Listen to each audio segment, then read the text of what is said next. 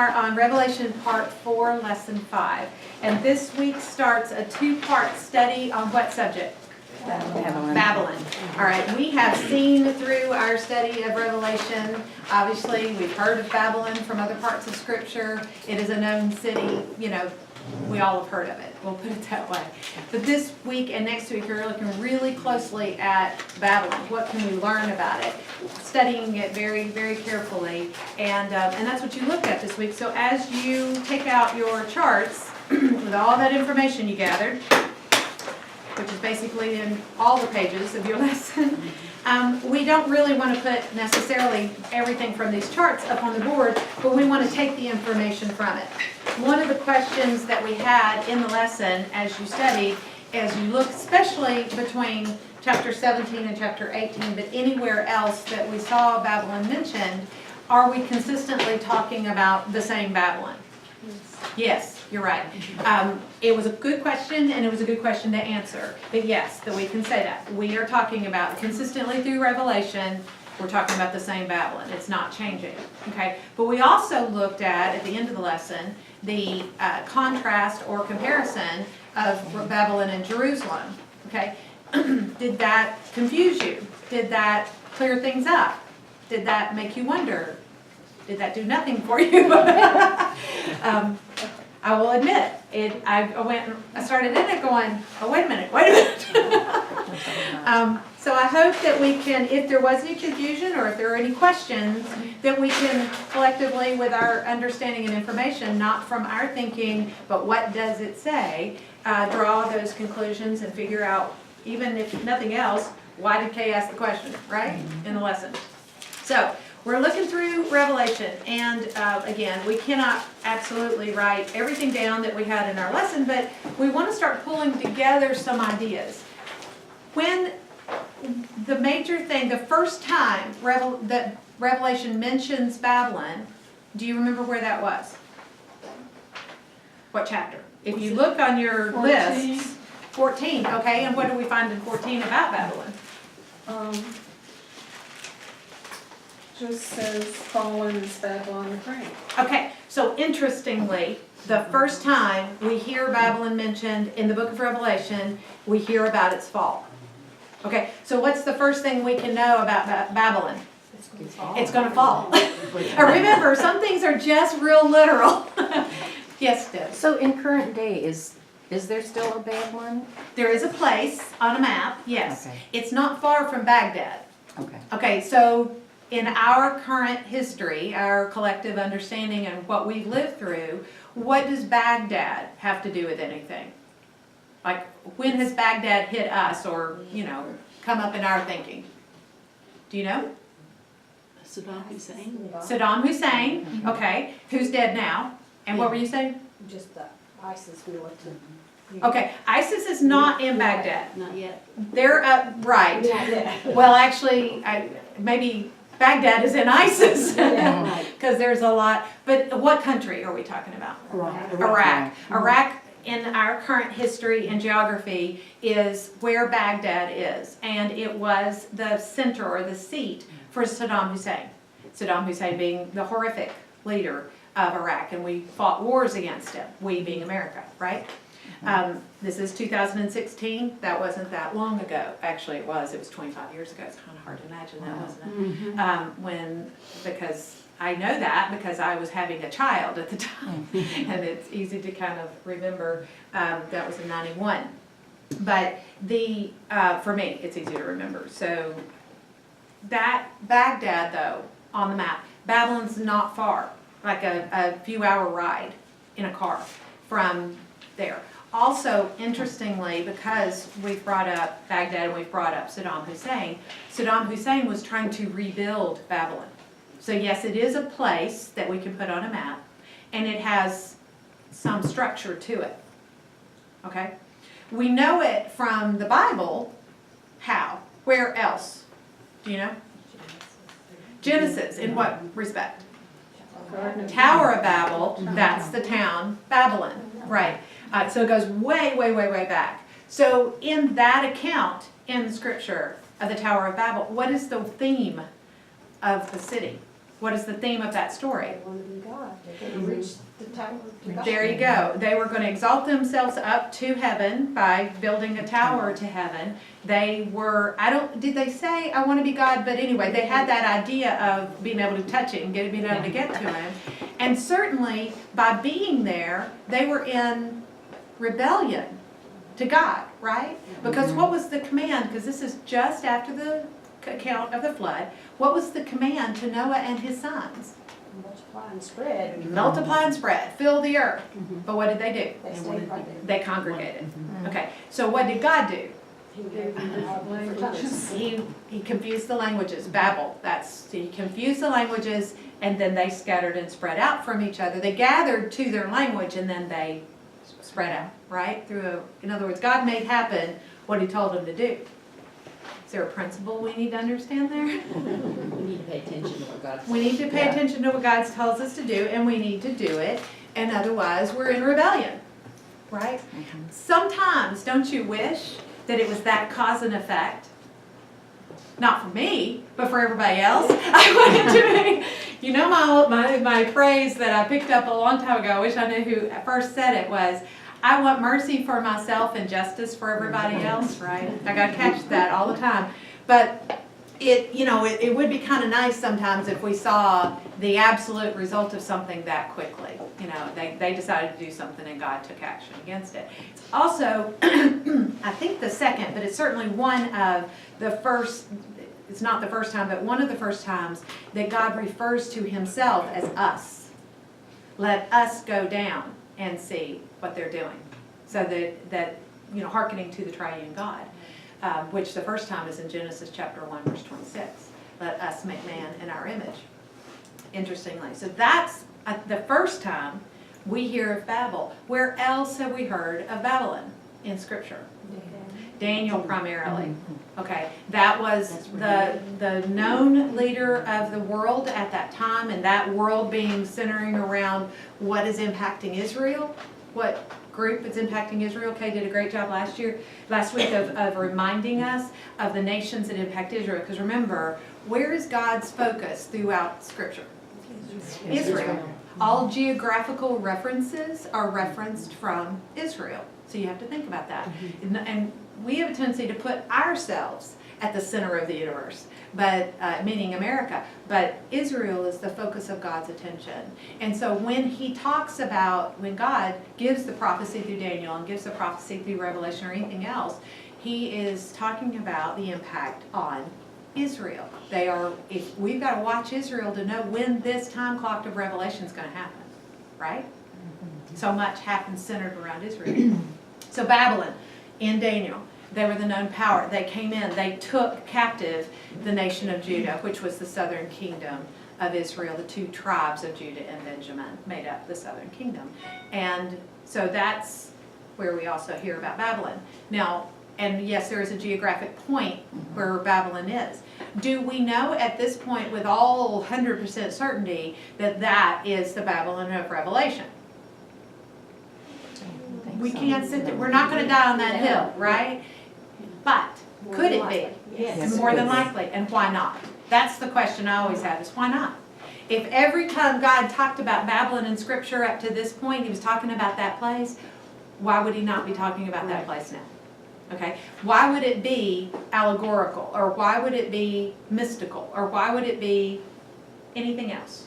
Okay? So that's the way I take it, is when we're talking about Babylon, I believe we're talking about, now are we talking about a city, or are we talking, because remember, Nebuchadnezzar's kingdom was called Babylon. There was a city, but it was also a kingdom that was massive, that included taking over Israel.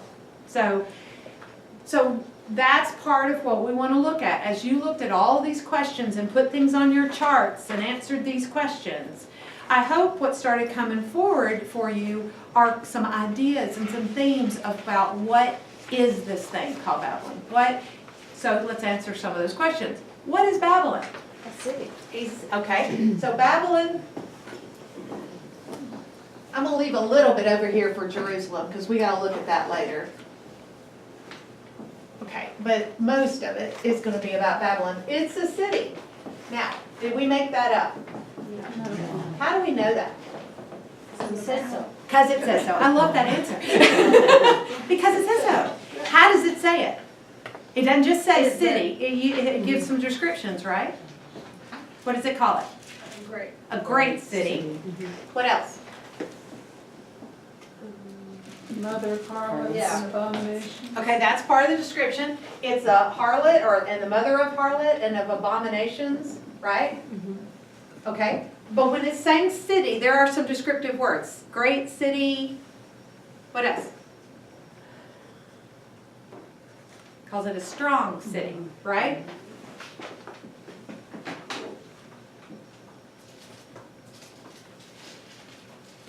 Is there any other word? I'm trying to think if there was, how is it identified? It's a dwelling place of demons.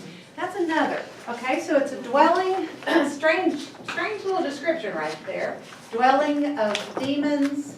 And it goes on and says more. Prison of Unclean spirits. unclean spirits, and hateful birds. Yeah. Not sure what that one is all about, but, so it's a prison of every unclean spirit, a prison of every unclean and hateful bird.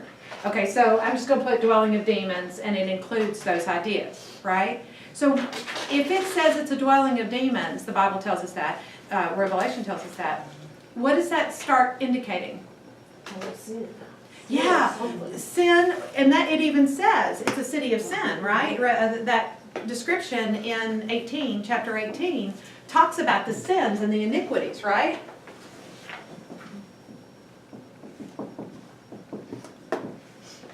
And it's telling God's people to come out of her and not participate in her sins, right? But at the end of 17, we have, well, all of 17, we have this description of the harlot that is Babylon the Great. So again, we've got great, but then there's other places that call it a strong city. But as we look at that, so it's kind of like there's a picture there that tells us a little bit about the city in the form of a woman, right? And the connection with that woman, who does she have a very strong connection with? Beast. The beast, right. So she rides the beast.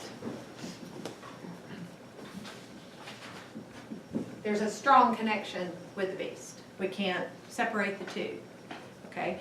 And so she's described, but she's also described as in the harlot picture. How is she described? She sits on many waters. Okay, there's the sits on many waters, and we found out later the many waters are what? Nations. Okay. Which are nations. What else did we find out about her? She's nasty. Yeah, we can just stop right now. We're done. She's nasty. Immoral. Immoral. Okay, immorality is hugely connected with her, right? And who in particular is connected with this immorality with The her? earth dwellers. Earth dwellers? She makes them drunk with And we know it says those who dwell on the earth, but we call them earth dwellers. Edis. Yeah, Edis. It's easier to say that. And kings, right. Okay, so that is very clear that they are participating in her immoralities, right? And then how else is she described? Especially as the harlot. What is told about her? Merchants become rich. Okay, that's an 18, but yes, the merchants become rich. And then it also lists ships, shipmasters, sailors, also, in other words, there's trade going on, and there's trade going on the seas. So that tells you something about Babylon, doesn't it? What does it tell you? commercial center. Commercial center, absolutely. And how do they have access to her? What's one way? By water, right? So it tells you a little bit about the city. It's got to be, it's got to be close to a water source, right? Is the Babylon that we can put on the map, is that true? Yeah? Yeah.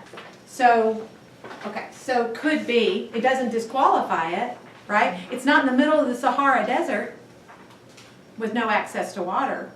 So we know it's got access to water. Merchants got rich, and some of those merchants were ships and sailors, shipmasters. there's a lot of trade going on, so it's commercial center. That's one of the things we're gonna say. There's trade. You wanna make that conclusion? Okay. There's the immorality and the satanic activity or demonic activity, however you want to put that. We're just kind of starting to draw some conclusions, right? It is a city. We've got to make sure we understand that. We don't have up there on, she's called the mother of harlots. Okay, yeah, I put harlots, but yeah, Okay. she is also the mother of harlots and abominations. She's not just a harlot herself, right? What are some of the other things we've learned about her? In her, how is she dressed? How is she adorned? In red. Red Purple. and purple. Uh-huh. And what else? Stones. Yes, precious Yeah, precious stones, stones. Gold. pearls, right. So what does that indicate?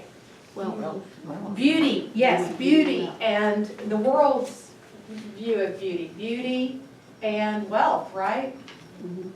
Which of course the merchants have become rich. So even in 18, when it's describing her as a city that is burning, it still talks about this adorning, doesn't it?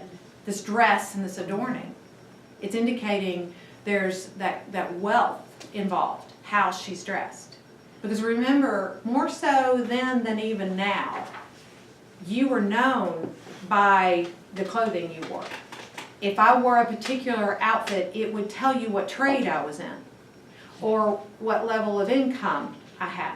And that's kind of true still today, except for you can find rich people with cowboy hats and, ball caps and beat up trucks and jeans on. You know, you wouldn't look at that person and say he's obviously a billionaire. But if they're adorned with jewelry. There you know, go. the If they're diamonds dripping and- with, yeah. So if, that seems to indicate this beauty and this wealth that's involved, okay? And it reminds me of, in the book of Daniel, if you remember, the prophecies that were given, or the visions that were given, some were given to other people that Daniel interpreted, and some were given to Daniel that the angels interpreted for us to know.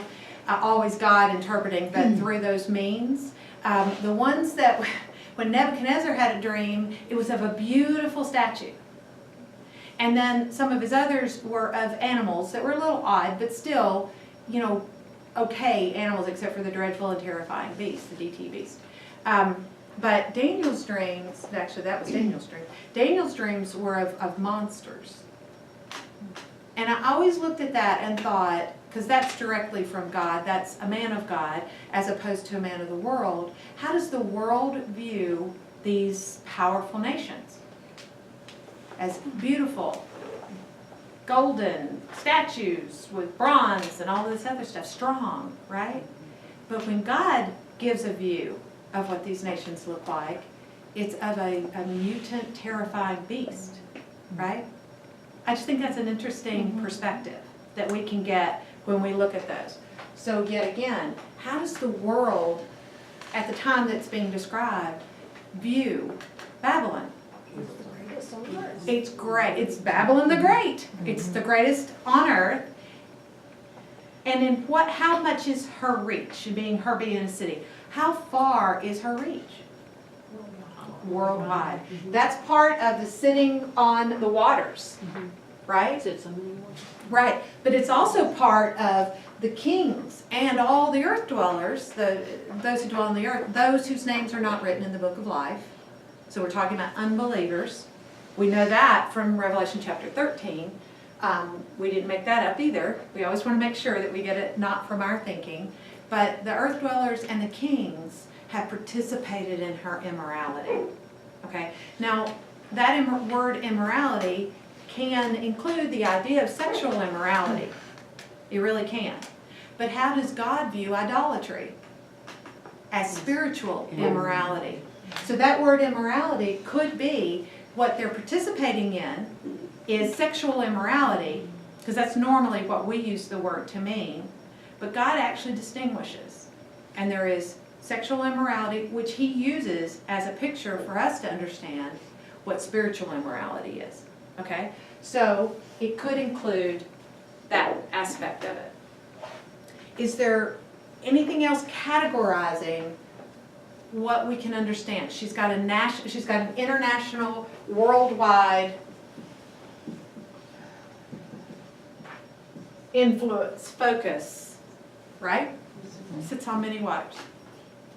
Anything else that we can come up with? She's wealthy. So there's commerce, the commercial aspect of it, and wealth involved in that. Seems like everybody is tied into the commerce. The whole world, meaning, are tied into that commerce. Anything else that we learned? Her sins are piled up as high as heaven, and God remembers. Okay, so we got, did I put that up? Sins and iniquities, and they're piled to heaven. And when it talks about that, so again, we've got the, okay, I've already said immorality, but I'm gonna say moral, sexual, and spiritual, which has to do with those sins, right? And they're piled high to heaven. What does it tell you as a result of that? You were starting to say it in verse 5 of 18. For her sins have piled as high as heaven, and God remembers them, right? God remembered her iniquities. And then in verse 6, what does it say? It says, pay her back, Double. even as she is paid, and give to her double according to her deeds. In the cup which she has mixed twice as much for her. And then it says, to the degree, in verse 7, to the degree that she glorified herself and lived sensually, to the same degree give her torment. And then in verse 8 it says, for this reason, in one day, her plagues will come. She So has a golden cup full of Okay. abominations and evil things, unclean things of her immorality. And that cup was brought up more than once. It was brought up in 17, it was brought up also in 18.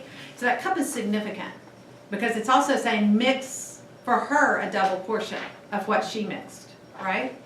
Give her back twice what she gave. And it's all tied back in to these abominations and iniquities. Yes, Can you get more light on that board? not in any way that I can see, sorry. I don't have the overhead lights. But that's the cup, in her cup is the abominations and the immorality. And so she's holding that cup. In chapter 17, where we see her as the harlot, but we also see it in 18. And that's another reason we know we can connect 18 to 17 as the same Babylon. There's too many things that were the same description, like how she was adorned, for instance, how she, the tie-in of the kings and the people of the earth mixing in with her immorality. It's in both chapters. So there's too many tie-ins to not know that it's the thing. And the last thing that's said in 17 is she is a city. And then in 18, we see an actual city being destroyed. Right? In that description there? Okay. How is she destroyed? What do we see? What do we see in all, and from 17 and 18? What can you gather about how she's destroyed? In chapter By 6, fire. I'm sorry. No, Chapter 16 talks about the seventh bowl being poured. okay, and From I'm the glad you went wrath back. of God. Right. So this is at the seventh bowl. When it's poured out is when her destruction comes, right? You've tied that back into chapter 16, verse 19. And then in that, so that's when it first mentions it. And in 17 and 18, we begin to see how it happens, right? Especially, 17 tells us basically who on earth is responsible for it. The beast. The beast and, The kings. right, the beast and those 10 kings who are given authority, and the reason they're given their authority is to give their authority to the beast, right? For 1 Okay, hour. and whose purpose are they fulfilling? God. God's. Okay, so even though on earth, the 10 kings and God, the beast, but God, it's God's purpose being fulfilled in her destruction. Happens at the seventh bowl. We also know who broke the seals. Jesus. And out of the seventh seal come the 7 trumpets. And out of the 7th trumpet come the 7 bowls. And in those 7 bowls, whose wrath is finished? God's wrath is finished. In the 7th bowl is when this happens. Okay, so ultimately, we all know God's in control of everything, but ultimately, this is God's plan. This is God's purpose. This is God's wrath being finished. God is responsible. He uses, or he purposes and puts in the hearts in chapter 17 in the beast and those 10 kings to destroy her. What is the description of her destruction by them in 17? It's really nasty.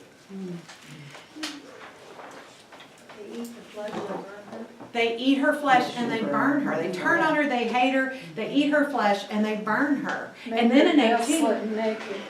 yes, and they leave her desolate and naked. So, not naked, naked. Annie double K by golly I did. Sorry, that's the southern in me. Because you know she was up to something. And then in 18, every description about the destruction of Babylon includes what? Wrath, definitely, but the way it happens is fire. Plagues. And plagues, right. No commerce? And yes, and all the commerce is destroyed, taken away. Bing, Huh? is it something about a door? It's the basement door. When he goes in and out, it alerts us. okay. Okay. All righty. It's not, it sounds like a doorbell, but it's not. Yeah, it did. Yeah. That's part of living in a house and having a Bible study here. We have these issues. Okay, so it's mainly fire because what are they watching from a distance? Smoke. What groups of people are mentioned that stand at a distance and watch this?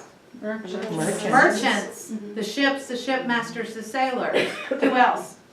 Kings. Okay. And it always says they stand at a distance and watch her burn, and they're not standing there rejoicing, are they? What are they doing? They're wailing. They're over it. weeping and they're mourning because of the loss of Babylon. Great city. Of the great city, yes. And what is the time frame that's mentioned? In 1 hour her judgment comes. Now whether or not it burns down in an hour, it's basically saying instantly, in a very short period of time. Or maybe it's in a specific hour it starts. I'm not sure exactly, but it's just the idea of it's certain, it's fast, and it's going to happen. And they all watch it from a distance and watch the burning of this city. Probably we're coming back to it, you know, maybe we're running out of it and had to turn back and look at it. But so you've got fire that burns her, which is also mentioned in 17 as part of how she will be destroyed. And the beast and the 10 kings have turned on her. There's that connection. She rides on the beast. So knowing what we studied the last 2 weeks about the beast and what his influence is, when in Revelation timeline does the beast get his power, his main power?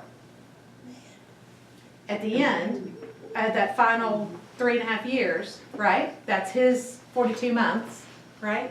What is the event that really launches him? When he kills the two witnesses. When he kills the 2 witnesses. Chapter 11. And at the killing of the 2 witnesses, which is at that point, that pivotal point, at the end of 6th trumpet and the beginning of the 7th trumpet in our timeline of Revelation, he comes out of where? The abyss, meaning he comes back from the dead. So he has been alive, he was not, and he is about to come out of the abyss, and then he's going to go to destruction. Okay, that's the statement in chapter 17. And in 13 it's referenced, what kind of wound is he going to receive? A fatal wound. A fatal wound by a sword. Very good. So he's going to be killed by a sword, and then he's going to die, go to the abyss, and he's going to come back to life. And what is the result of that? Everybody's just going to be. Everybody's going to be amazed. Wonderful, yeah. And they're going to worship him, and ultimately worship the dragon as a result, worship Satan as a result. So we also know there's the satanic activity, but there is a religious aspect to the beast, right? That she's riding on. So if this city is being carried by the beast, as we see that picture in 17, that indicates that he's undergirding, he's carrying her along until he no longer wants to. And he turns on her and kills her, right? Maybe she served her purpose, maybe it serves his purpose in his mind. It certainly serves whose purpose? God's purpose, right? So there's a religious aspect to the beast, and she's riding on that. Also, when we see these immoralities, we see there is, in the practice of ungodly things, it is a religion, whether or not people accept that or not. When you're making your choices in life, whether it's your business practices, whether it's your sexual practices, whether, your choices that you make don't determine something, but they reveal something, don't they? And that's what we're seeing here. Her actions reveal what's going on inside. And I'm referring to her as a her because 17 refers to her as a harlot, but we also are referring to her as a city, right? So, a city with worldwide reach. The beast has what kind of authority?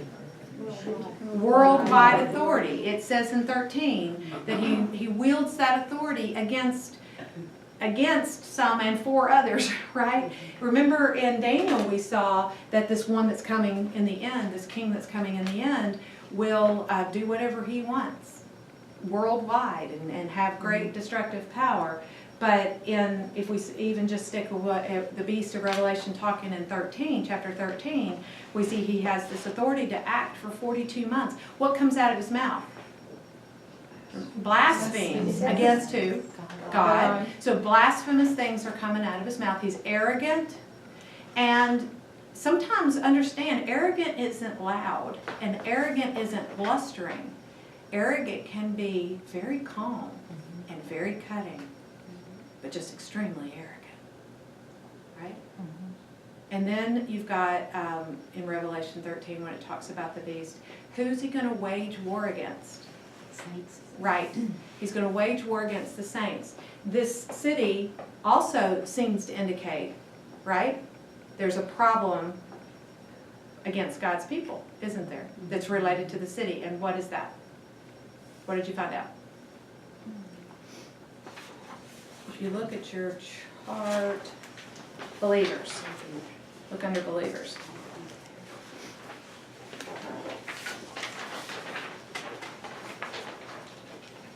Will make war against her with the Lamb.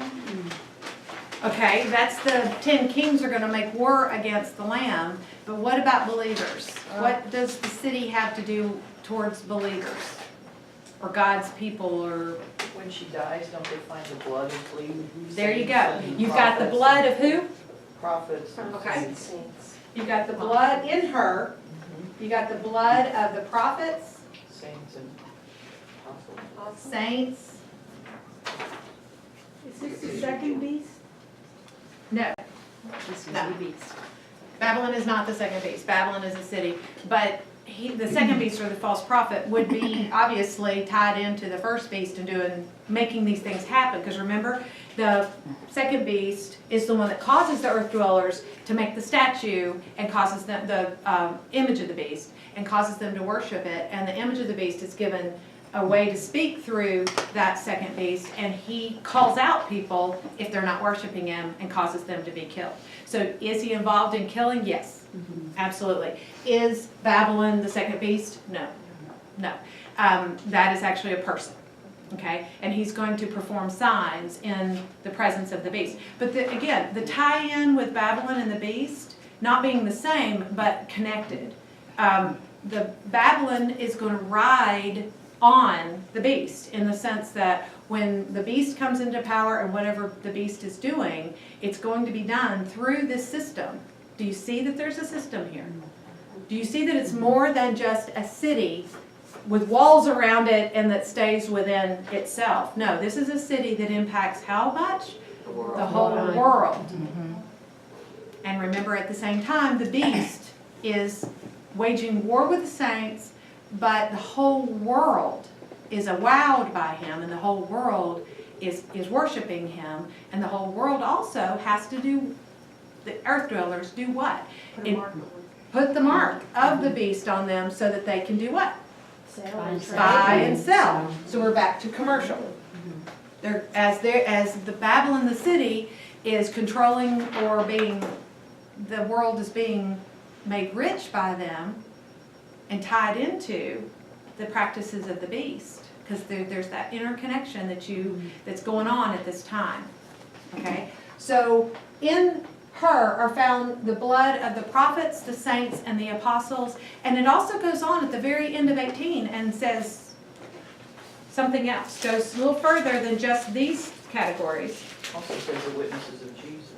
Okay, the witnesses of Jesus, which would be the saints, but it also says at the very end of 18, what else? And in her was found the blood of the prophets, the saints, and of all those who have been slain on the earth, right? Now, obviously, if we're talking about a city, a system, whatever, that's going to happen in the future that isn't right now operating and functioning exactly, that we can see and is visible, can we put at her feet all the people that have been slain in the earth for all time? It doesn't seem to make sense, does it? Right? In other words, I don't want to be blamed for something I had nothing to do with, right? So if God is blaming her, is he right? Yeah, God's right. And we need to agree with him. He's revealed something to us that we might not put together. But he has put right back at her feet in the sense he's made her responsible for all those who've been slain on the earth. Not just the saints, the prophets, the apostles, and the witnesses of Jesus. Which you know would be in opposition to this very non-God person, right? Or city, sorry, in this case, city. So you have to think. And I'm not saying I have an answer. I'm just saying we have to think. How does God put that blame on this future system? What does that tell you about this future system?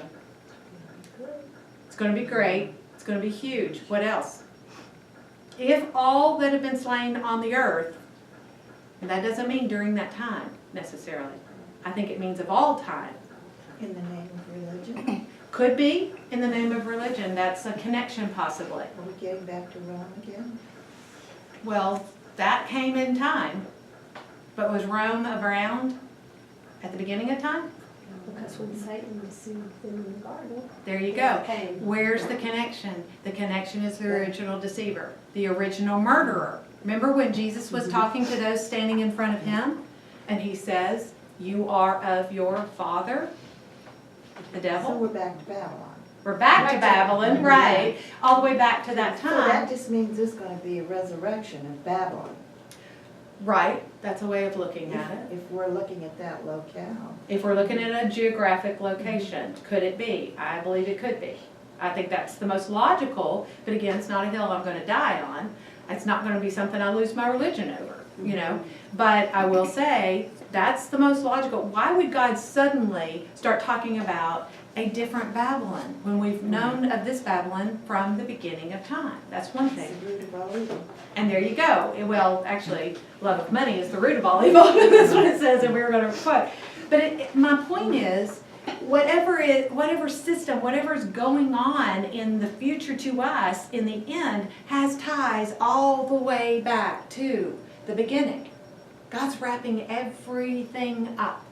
So whatever ideology, whatever religion, whatever person is behind it, let's say Satan, and a person not human, but personage, it's all tied together for all time in this last system. And God puts it all at their feet, at the city's feet of all the prophets, saints, and apostles and witnesses of Jesus. I mean, if you take apostle quite literally, and you talk about the 12, Now, maybe he means something a little different from that. But if you take it quite literally of Jesus' 12, again, they came at a specific time, and it's not this time. So how can this Babylon be responsible for the death of the apostles?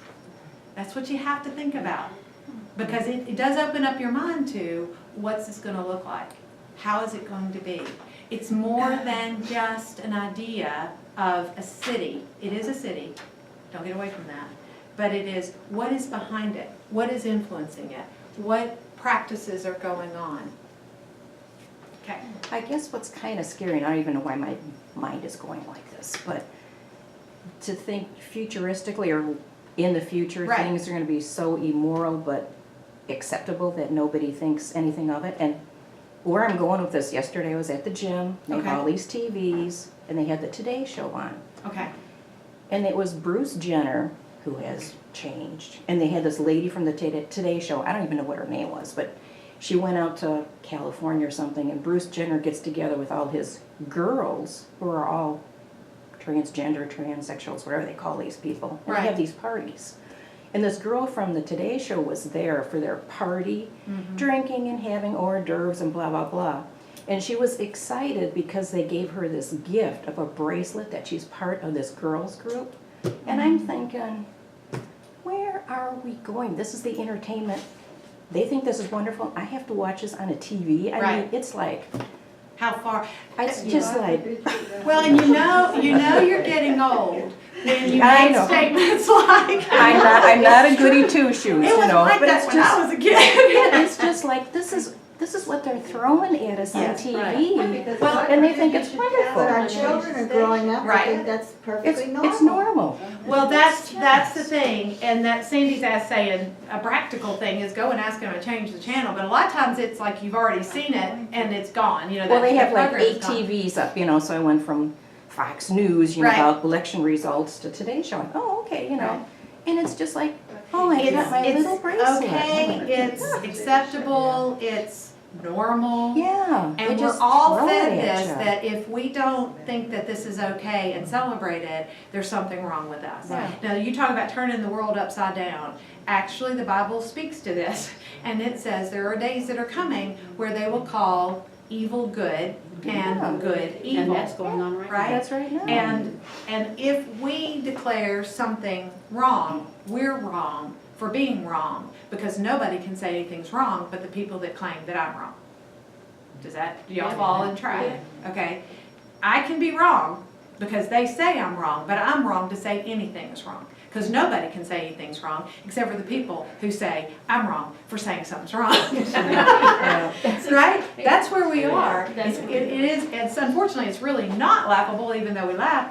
But not only do we have that transgender issue that's being crammed down our throats, we also know what's going on right now in some states is a man can stand outside a woman's bathroom and say, suddenly, I feel like a woman inside, and walk into the women's bathroom or women's locker room at a YMCA where girls are changing into their bathing suits. This is happening. I'm giving real life events. And if he suddenly has decided that inside he's a woman, he gets to walk in. Now he can walk right back out afterwards and decide he's a man again. Yeah, and Now, nobody's- we laugh and say that's ridiculous, but it's happening. right. Now, that man that stood outside that locker room who wanted to be a woman suddenly and go in can be a sexual predator, can be convicted of sexual crimes, can have a record, and he can still walk in. And we're all supposed to Say, Say oh, it's okay. It's wonderful. and be okay with that. And we have to ask, what are we going to do in those situations? What are we going to do? And yes, we can walk out, but if you're in there behind closed doors, feeling protected, your modesty protected, and you're in the middle of changing, you know, there's not a lot you can do but cover up in that moment and wait for him to leave. But if he decides not to leave, where do you go? In the hallway? Yeah. On that Yes, Barbara. subject, just yesterday, I believe it was yesterday, I saw on the news where some governor or someone in authority ruled against separate transgender restrooms in a school. Right. He ruled Against. It may have been the Struck it down. superintendent, I don't Right. remember because it was just a blurb and I wasn't paying attention, but I suddenly looked.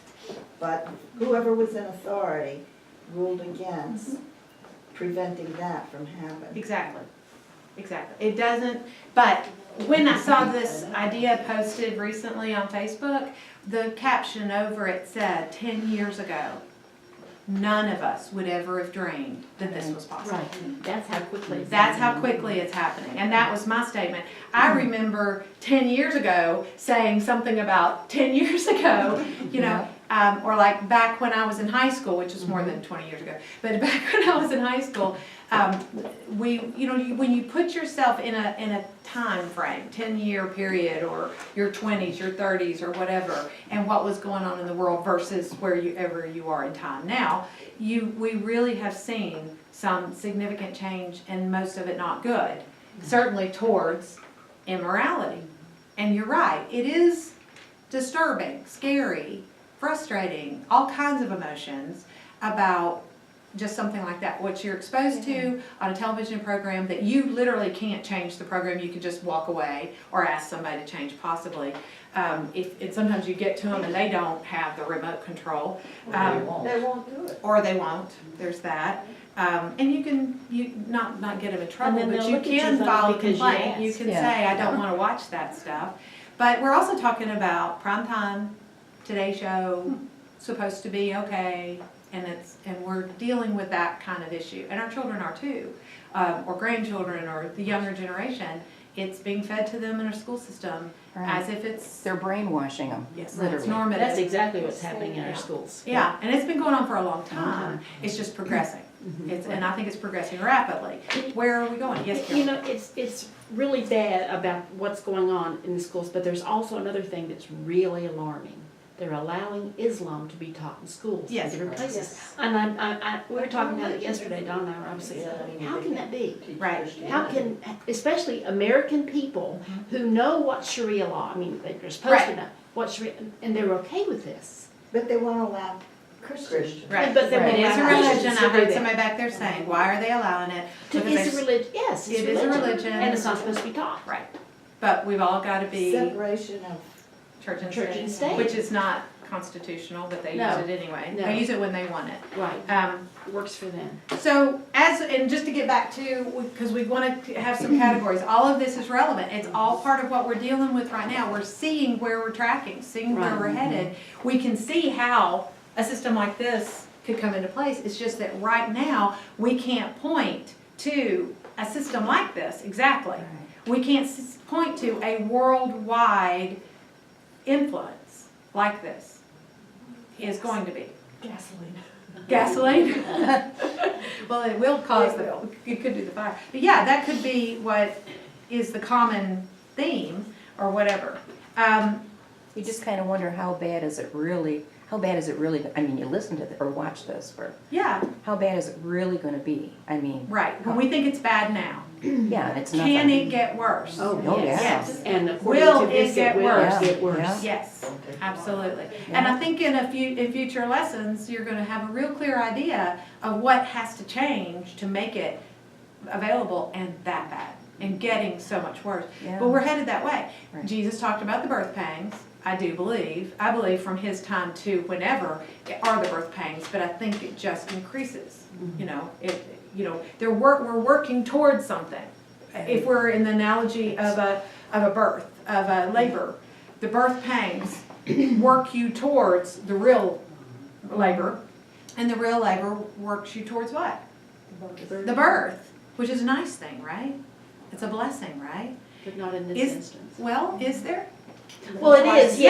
yes, because Jesus comes back, Yeah. yeah. for But that. remember, the worst of the worst Is that the tail end? is at the very Very end. end until the blessing comes. And I'm just calling the blessing the child, obviously. So there is a good result, right? Stretch marks though, bloating, can't sleep on certain side, if we're brave sciatic enough- nerve problems. If we're Yes. brave enough to endure. Yes, Yeah. and those who endure to the end. But knowledge helps you do it. Yes, knowledge helps because Knowledge hurts sometimes too. But if you take the classes and you're prepared for childbirth classes, you can be reminded of what you've forgotten in the moment when somebody says, okay, right now you're in transition, da da da da da. You know, to remember the breathing or whatever, and it does help. And you have some idea of what you're facing if you've never faced it before.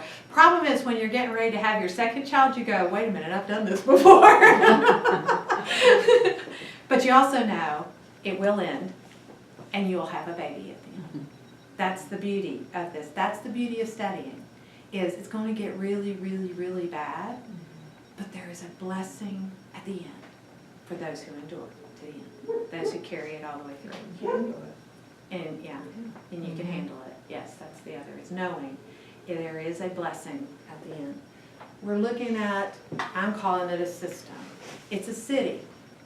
It has worldwide influence. It's riding on the beast. We saw all of what the beast was about in the last 2 weeks. We're going to learn more about Babylon in the next week, but that's what Babylon is tied to, riding on the beast. He's carrying her along for a time until he turns on her and she's destroyed, carrying out God's purpose. All of this is God's purpose. We can't separate it out. I tend to, maybe you don't. And go, oh my goodness, look what's going on. Look what this person's doing in our time. Look what that person's doing. Look at without getting into the whole talk about the election and political system, you know, we can wring our hands and we can get all worried and we had Super Tuesday and blah, blah, blah. And we got up the next day and we don't like the results maybe, but we're still going right now. We still have hope right now. Even if the election happens and doesn't go the way we want it, we haven't lost God. No. As individuals, as Christians, we haven't lost God. None of what happens here in this world, or certainly in our country, or whoever is elected, changes that God is in control. And He is on His throne. And could be what we're seeing is accomplishing His purpose. It won't thwart it, I can tell you that much. Just like the beast killed the lady. Yes, as the beast turns on Babylon, the harlot, the lady, I won't call her a lady, she's a harlot. Right, as the beast and the kings turn on the harlot, it is accomplishing God's purpose. It accomplishes their goal, but it accomplishes God's purpose ultimately. Okay, now, as we looked at, there's probably more we want to pull out, but just think through all the stuff you put on these charts, and as you looked at it, what does it all have to do with? It has to do with demonic activity, satanic activity, which is religion. It has to do with anything anti-God is one way of looking at it. And remember when Kay's been talking about the Antichrist? That's the whole idea of opposed to or in place of is what Antichrist means, the word, original Greek word that John uses. But in this Babylon, it is a city. However big its boundaries are, I don't know. But we know its influence is worldwide. The people of the world, including God's people who have to come out of her so that they don't participate in her sins and her iniquities. Her iniquities pile up, her sins pile up as high as God, and He remembers her. As a result of remembering her, her destruction comes. Again, don't separate that God is in control of all this and bringing it about, even if men bring it about. Okay? Even if they're men that aren't God's men that bring it about, because the beast certainly isn't. He's very anti-God. It's anti-God. There's a religious aspect to it because with the beast being involved, that we know there's the worship of the beast. We know there's the worship of the dragon. That's the satanic part. Again, as a result of this. There's commerce involved. The world's commerce is tied directly to this future city. The whole world gets rich off her and then mourns when she dies.